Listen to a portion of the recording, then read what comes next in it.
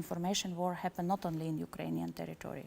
I guess there's also more than Russian trolls and disinformation agents. How Ukraine is prepared to cyber threats? During the last years here in Ukraine, we face constant influence of Russian secret services. NATO tomorrow.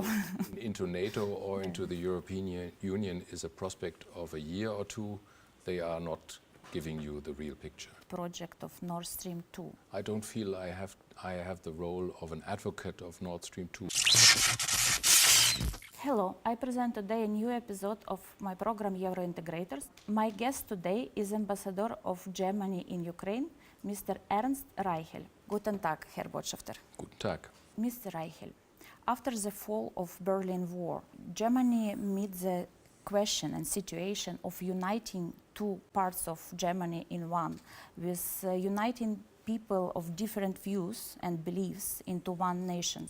What is your recommendation for Ukraine about Crimea in Donbass? One shouldn't forget that, after all, Germany was divided for 40 years and it took the fall of communism to make reunification of Germany possible. Once Ukraine has regained the territories, I think it is important to make the people who return to Ukraine feel secure and accepted. And there's also more one needs to do to create an atmosphere in which these people who come back feel represented. Then there's of course the question of the economic perspective for these people, which is of course also very important. Now this is, I think, an issue which is not only to be tackled by Ukraine itself, but that will certainly at a given time also involve the international community. What do ordinary Germans think about situation in Ukraine? What they know about situation in Ukraine? I think there's a lot people in Germany can learn more about Ukraine in particular, and the image they have today is unfortunately determined by issues such as war, we just spoke about it, corruption, poverty. These are the things that come to people's mind, I think, when they are asked about Ukraine. So there's a lot of effort to be made, I would say, both for Ukraine itself, but also for those in Germany who know better about the situation as it exists here, about this country, to inform people about the realities, the full reality, not only aspects of it. What do ordinary Germans think about other steps, because information war happened not only in Ukrainian territory, it's also happened in informational spheres in European Union, including Germany. Do ordinary Germans understand what's going on, how some actors using freedom of speech or even attacks on freedom of speech or disinformation campaigns in German information field? Well, there's a big public debate about disinformation and the effect of internet on political debate. And so people are, I think, those who are well informed, who follow the media, they have understood and they understand that there's a lot going on here, which is often also designed to manipulate the outcomes of elections, the way political debates evolve.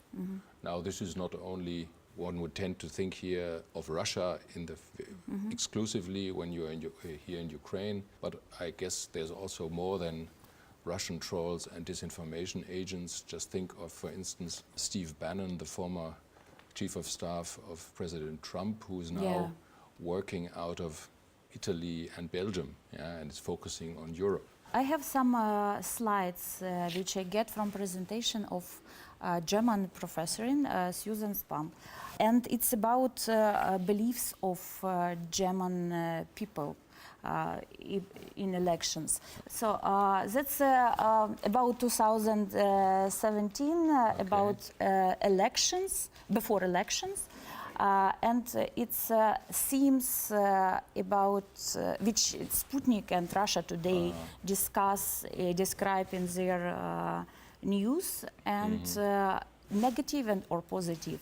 And as you can see, it's easily seen that they are play against some politicians and especially chancellor, and support in the same time some other parties. And as you may know, in Russian TV channels in Germany, was 90% was support of Alternative für Deutschland. So it, of course, somehow influence decisions. That's the same type about Russia Today, their YouTube channel for the same period before election, and you can see almost the same picture. And actually that's their budgeting. And I think it's actually even not all budgets for Russian propaganda in German territory, because as I mentioned, they support in Russian language channels they had quite a big support of Alternative für Deutschland, and even they have some special outdoor campaign from Russian TV channels for Alternative für Deutschland. So the budget is quite high, higher than Deutsche Welle. What you can say about it? Well, I think one has to keep this in perspective. There's no question that, of course, Russia Today, Sputnik, are propagating Russian government positions. But on the other hand, they are a marginal phenomenon in the German media landscape. They don't have the big influence. And if you speak about people of Soviet origin who live in Russia, who live in Germany, we are speaking about overall 1.5 million immigrants from the former Soviet Union, of ethnic Germans from the former Soviet Union, against an overall population of 84 million people. We face the same situation in our future election. So there is some foreign influence into our election as well as into your election, which gave the result even in Germany, which could be, of course, and would be, I'm sure, resulting in Ukraine too. So, but in reality, it's foreign influence to decision of our citizens or your citizens in your situation. And the question is how to stand against that. Well, I think in overall. I think the really most important factor in this is to become aware that you are being manipulated. Yeah. But influences that come from all sides are normal in a democracy. One has to be a little bit cautious about saying everybody should stop trying to influence the opinion of people, because that's the essence of democracy, of course, that one has a debate. Yeah, but it's not about stopping, it's about like at least naming, I would not say even shaming, but there is such campaign, concept like naming and shaming. I'm not even speaking about shaming, just at least naming, because what Susan told me when we met, she told that unfortunately this main editors of both Russia Today and Sputnik was present in German main TV channels in prime time, and they were presented as independent editors of independent media. I don't know about this, but certainly, I mean, all opinions, also those of Russia as it exists, the Russian leadership as it exists today, they have their place in a debate in an open society. Do you see any threats of such populism, and we see what's happened in France now, of such some political party ideas for overall for European Union and for European integration, for sustainability of European Union? Nowadays, I think people in the UK have in some parts a different view of the circumstances under which they took a decision to leave the European Union when the referendum took place. This is one of the typical example of populism, if you like, but this is a phenomenon which exists in all our societies nowadays. But at the same time, I'm very confident we haven't seen by far the end of the European Union yet, and we won't see it. I think, on the contrary, there's a counter impulse that has been given, that populism and the populist criticism of the EU has made people start to realize what an achievement the European Union is. In particular, Germany and France, in fact, stand for this. and on 22nd, Germany and France will sign a new and reinforced friendship treaty. The relationship that France and Germany have developed since the Second World War is a tremendous success story. Yeah, but in the same time we have these protests in France. Yes, we have these protests in France. For more than Yes. 1 month. I'm not sure that Emmanuel Macron will agree with you. One more guest will join our program now. It's former Deputy Head of Administration of President of Ukraine, Dmytro Shimkiv. Hi, Dmytro. Так, вітаю вас. Hi, Dmytro. Thank you for joining our program. You were one of creator of National Reform Council of Ukraine, and you were one of the presenter of Ukraine 2020 strategy with main priorities and goals for development of a country. What are the results of these reforms so far? Аналізуючи результати роботи за останні 4 роки, можна відмітити, що Analyzing the results of our 4-year period, I would say that the direction of Euro-Atlantic integration is a priority for the country, and all the reforms were conducted in that way and context.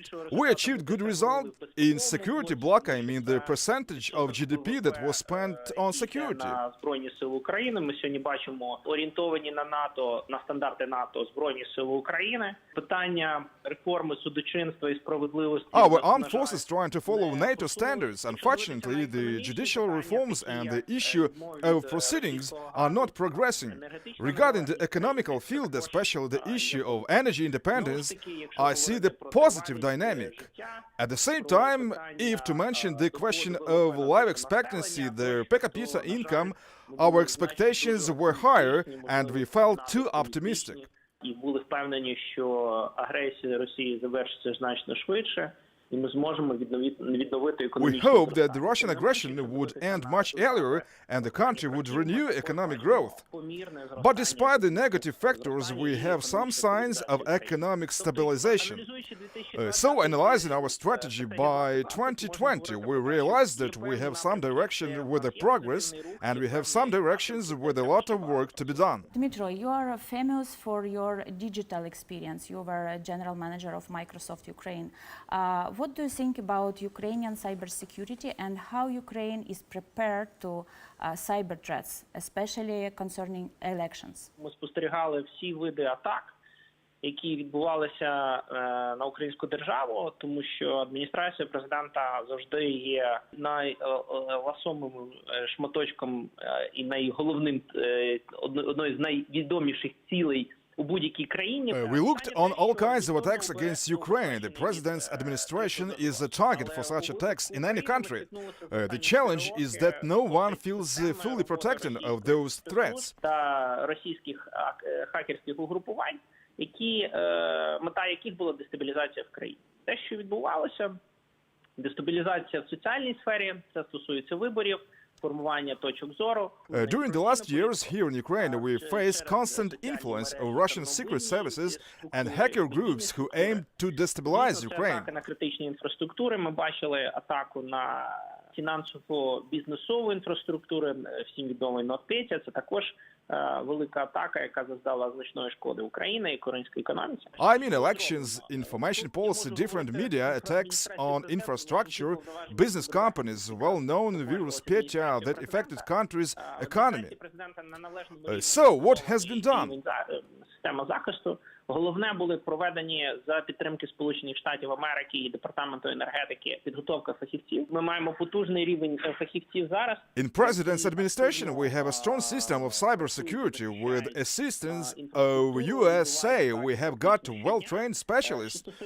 They fight the different attacks every day. The overall situation in the country is not so good. Мають місце по відношенню незважаючи на зауваження президента до виборчої комісії. We have challenges in election data system and the president asked the election commission to pay more attention to that.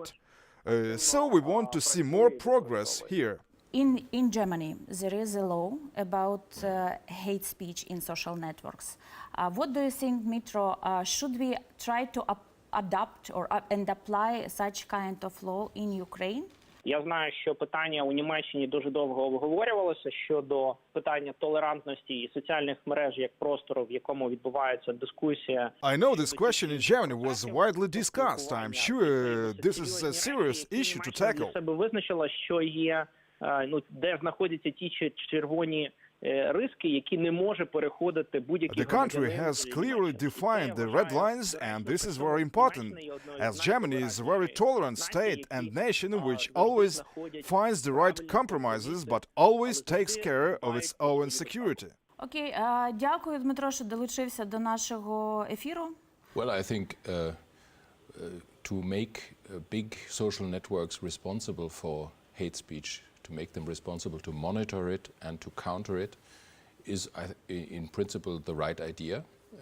And we are trying to, the government, the law that has been passed tries to create this responsibility. But at the same time, as Dmytro said, it is also important not to go too far in limiting the freedom of speech in the internet. Do you have any recommendations from German partners for Ukraine in a path of its reforms towards membership of in European Union in future? I'm not saying about tomorrow, and in NATO.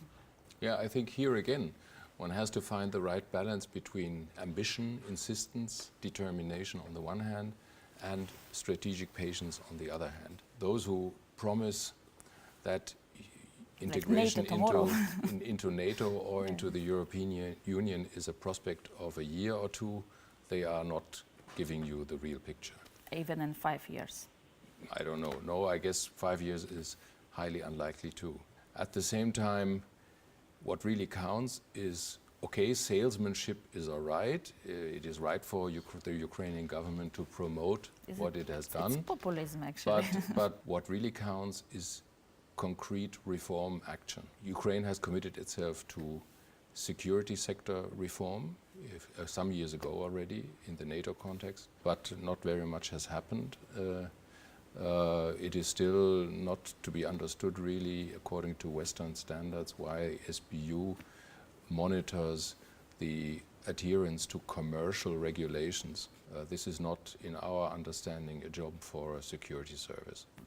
There is some problems of German companies with commercial department of SBU, do you mean? Such stories exist, yes. Yeah. But what I'm saying is this shouldn't be according to Western standards, which I think Ukraine also wants to adhere to. This should not be a job for a security institution, but this is a matter for other civilian agencies. Ukrainian exports in whole 2017 grew to European Union grew to 30%. European Union export during the whole year grew by 21%. In first half of last year, Ukrainian export grew by 19%. But in the same time, trade quotas for some products, very important for Ukraine, agricultural products, are finishing during 1 month. What should we do with that, and how you can recommend to develop economical relations between European Union and Ukraine, and Ukraine and Germany? I agree.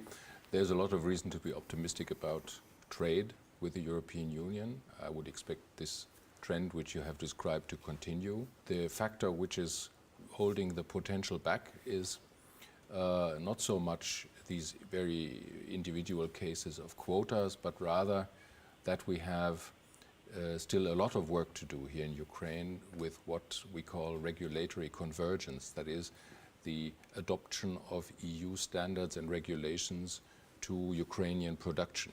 Quota issues is quite important. I spoke to former acting Minister of Finance, and there is quite a lot of lists, agricultural products in a list of quotas, and they are exhausted during 1 month.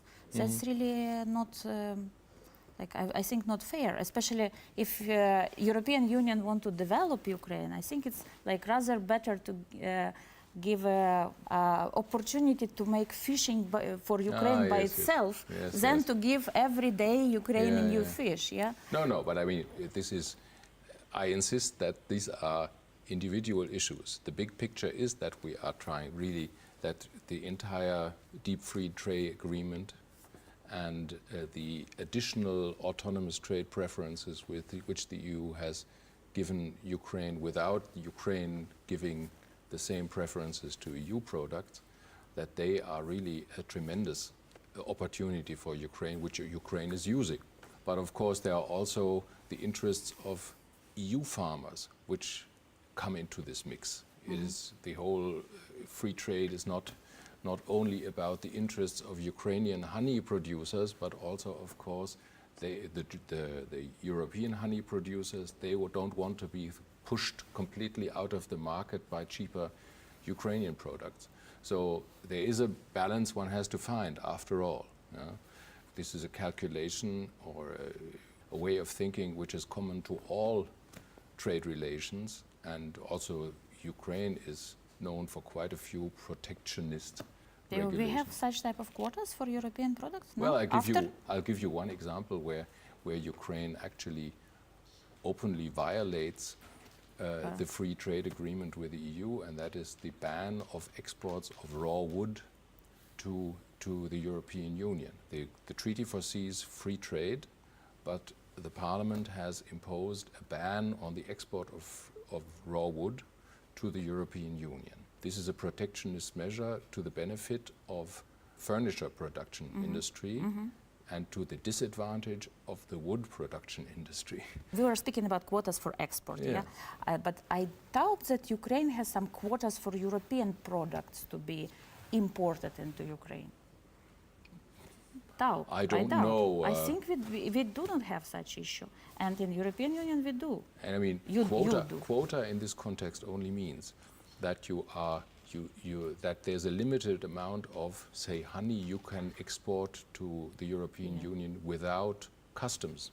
Yes, I know. You can, of I know. course, send much export more, but export with more expensive Ukraine price. also raises customs duties on a whole lot of products. And the deep free trade agreement, which we have been speaking about, it defines in which area such customs duties are, as an exception, admissible, and where, and that's the general rule, there are no customs.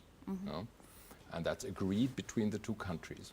In one of your interview, you mentioned something like raising of sanctions against Russia is not realistic. But at the same time, we have this aggression in Azov Sea. What do you think about if it will be possible to still implement some sanctions because of this aggression, which actually not helping Ukrainian export from this region, which is already not very optimistic region, yeah? So it's a bit kind of depressive region because of occupied territory close by. So what will be a German input to negotiation of J7 about Azov Sea situation? Well, what I meant when I gave this interview you referred to was that there are demands here in Ukraine for additional sanctions which go beyond what the European Union can likely do. We've spoken about populism a few minutes ago, and we have several EU governments on record which say they want to abolish Russia sanctions. Now, Chancellor Merkel, and together with other governments, has succeeded in maintaining the sanctions regime as it exists, but it is unlikely to be agreed within the EU to go far beyond what the level of sanctions is at this point in time. So you think because of Azov Sea situation, no sanction will follow? I don't know about this. For the time being, we have tried to, we are trying, in fact, to discuss the Azov Sea with Russia and to create a mechanism which ensures free access to the Azov Sea through the Strait of Kerch. And we want to ensure the release of the captured sailors. What does the government of Germany think now about project of Nord Stream 2? Taking in consideration the existing tension in European Union about sanctions to some companies, could the project be stopped, or could it be somehow changed? I mean, contracts could be changed in order to give Ukraine some extra guarantees, because looking at actions Russia do in Ukraine, in a situation they can attack, they attack. And there are some opinions that there is some opinion that if Russia will not need more exports through Ukraine, they can easily attack half of Ukraine. I don't feel I have the role of an advocate of Nord Stream 2, but I feel I do have to repeat a few facts. And the main fact is Nord Stream 2 is a project by Gazprom, and it is financially, with this financial involvement of European firms, and not only German firms for that matter. So if there's no German money, no German government money in Nord Stream 2, this is not a German government project. Now, for the companies who are cooperating with Gazprom on this, for instance Shell, this is a commercial issue. For Ukraine, it is clearly a political issue, as you described. Chancellor Merkel understands and has recognized that this is also a political issue. And she is making big efforts to ensure that Ukraine remains a gas transit country for Russian gas. You have also asked a little bit about whether at all Nord Stream 2 at this stage can still be stopped by, for instance, the German government. My answer is, and that's also the answer of legal experts who have looked at this, very likely no, because the construction permits have been granted by all the countries who have waters which connect with Nord Stream 2, with the one exception of Denmark, which has still not decided. But to withdraw these permits for political reasons is not possible under law. There's no legal reason to do this, because one has changed one's political opinion. So it would lead to the quite absurd situation that for a project that is not a German government project, the German government would then suddenly be obliged to pay damages to Gazprom. So all of this shows you it's not as simple as people often think, who say this is bad, this is not in accordance with Ukrainian interests, this has to stop. Yeah? When you look at matters more closely, it's more complicated. That's all I'm saying. Recently, your foreign minister made a note of protest regarding publication on Mirotvorets website data of your former Chancellor Gerhard Schröder concerning Nord Stream 2, by the way. And before, ambassadors of J7 already made a note of protest regarding this website. What actually your expectation of future steps of Ukrainian government towards these publications? My government and the G7 as a whole have from the beginning been very critical of Mirotvorets. This is a little bit a sad and worrying story, because with Mirotvorets, Ukraine is showing an unfriendly face to the outside world. And it is simply under our values, which I believe should also be are the values of Ukraine, it is not acceptable that freedom of speech and freedom of press are put in such jeopardy by the putting out their personal data of journalists or branding them as collaborators with terrorists. This is simply not what we as the European Union, and I think also not what Ukraine really stands for. And therefore, yes, we would expect and hope that those who have influence and who are supporting this website, as we know, withdraw this support. I think that's not the kind of image that Ukraine wants to send out to the world. Yeah, definitely. With journalists, it's really terrible, because putting dangerous journalists' life, especially who is working on frontline, is against a clue, as we need support of foreign press in situation in Azov Sea, yes, as an example. Thank you, Mr. Ambassador, for joining our program. Thanks to all who watched us. See you in a week.